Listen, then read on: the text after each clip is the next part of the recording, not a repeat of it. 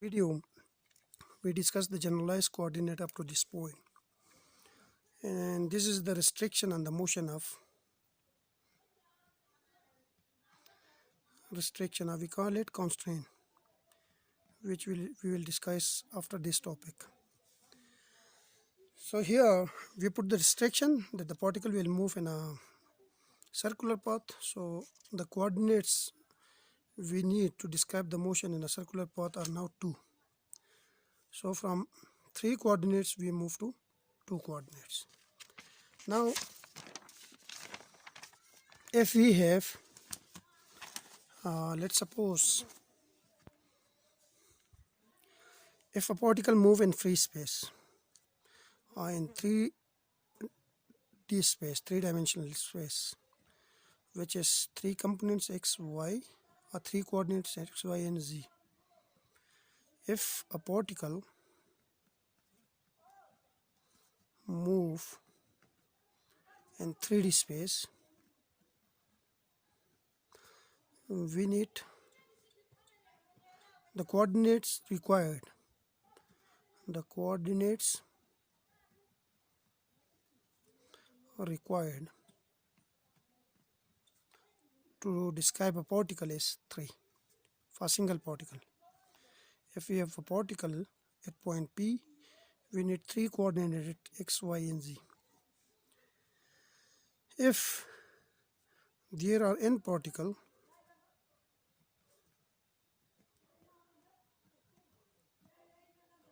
suppose we have a large number of particles, n particles. Each particles, to describe the motion of each particle, we need 3. If there are n particles, then the coordinates required, the coordinate required will be 3n.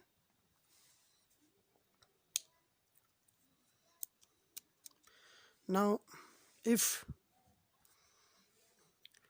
there are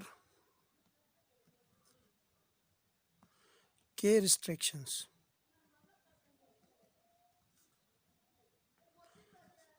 or constraint. Restrictions are also called constraints. Okay. Then the coordinates required. The coordinates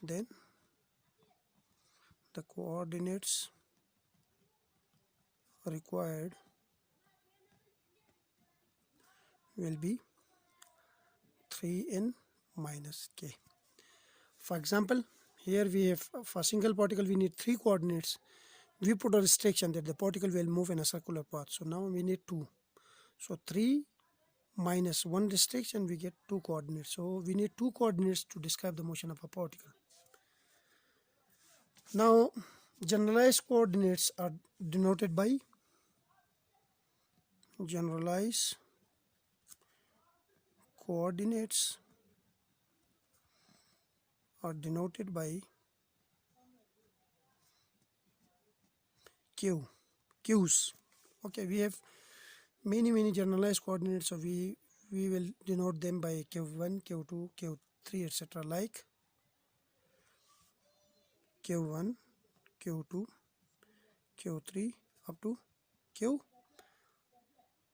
Q3n minus k, because we need 3n minus k coordinates if there are restrictions. So the last number will be 3n minus k. While the conventional coordinates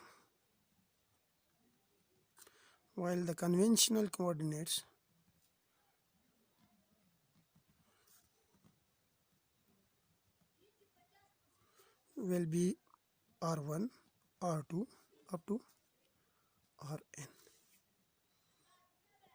or R3n, sorry, because if there are n particles.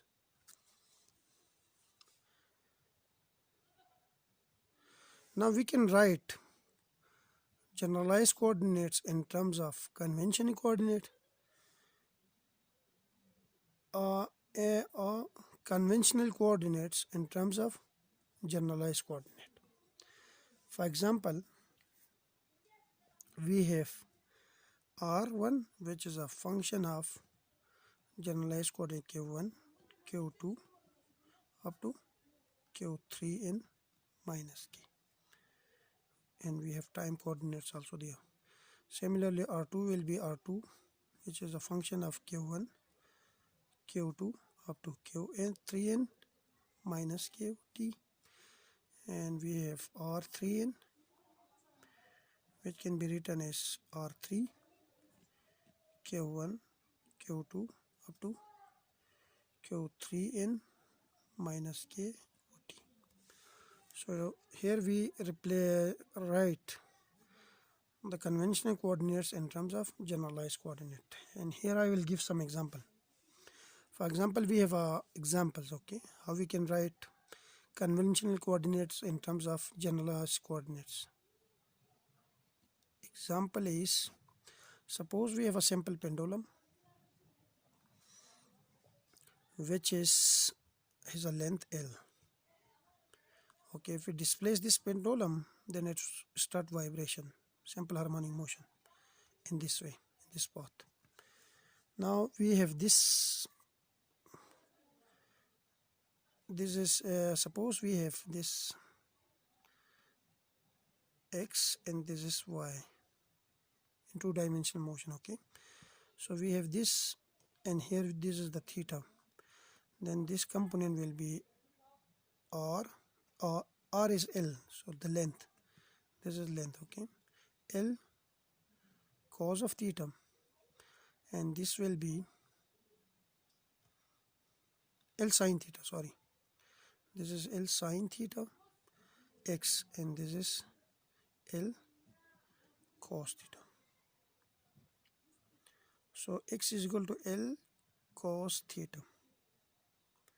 Okay, then y is equal to, this is y, which is L cos theta, and x is equal to L sin theta.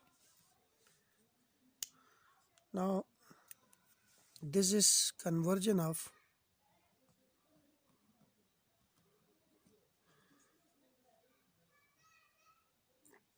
conventional, this is conventional coordinates. Okay, here these are the conventional coordinates,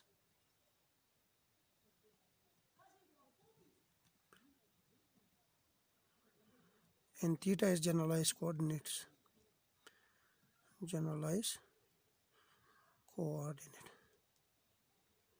So we write conventional coordinates in terms of generalized coordinate like this, and similarly we can also write it as like this. If we divide these two equations, then we have x, y over x, yes, is L tan theta. I can call it x, y, and this is x. This is theta, this is 90. So we have this L sin theta, and this is L cos theta.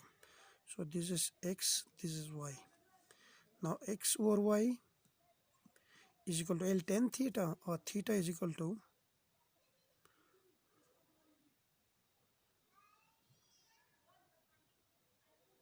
x over y is equal to tan theta, and theta is equal to tangent inverse theta, tangent inverse x over y. So here we write generalized coordinates in terms of conventional coordinates. So this is all about generalized coordinates. Next we have, I think, yes, degree of freedom. We will discuss degree of freedom.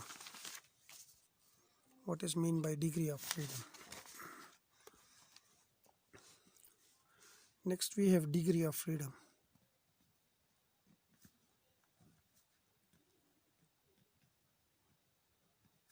We can define degree of freedom as the number of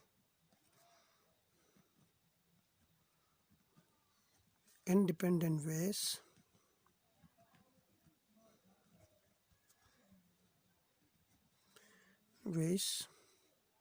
through which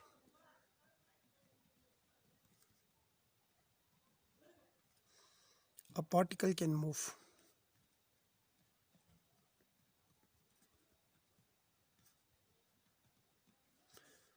It's called degree of freedom.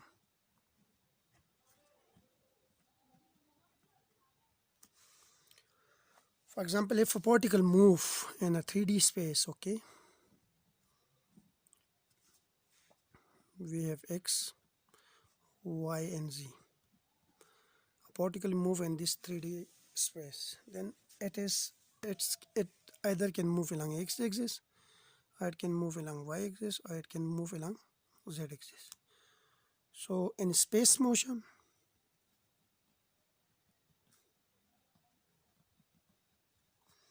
the degree of freedoms are 3. The degree of freedom are 3 because there are 3 ways through which a particle can move. Now if a particle move in a plane, xy plane, suppose on the surface of this page, xy plane, in planar motion,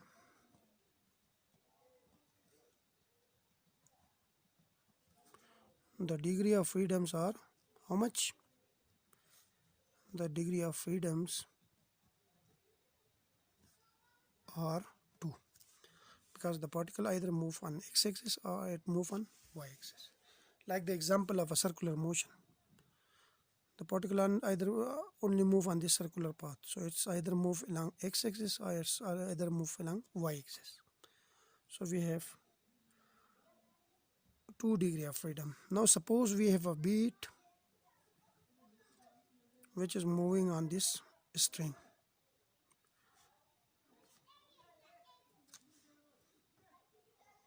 Now this bead only move either forward or backward. It cannot move up, down, or in this way, downward, or up, or down, or here, or here. It cannot move. It cannot move up and down. So these motion are restricted. So in one dimensional case, in case of bead in a string, the degree of freedoms are freedom is 1. So it has only one direction of motion. So this is if a single particle move in space, then we have 3 degree of freedom. Like in space, okay. In space, if a single particle move, then we have 3 degree of freedom. Degree of freedom for motion in space. And we have single particle. If we have motion in space, like in 3D space, and we have n particles, then the degree of freedom will be 3n. 3n degree of freedom.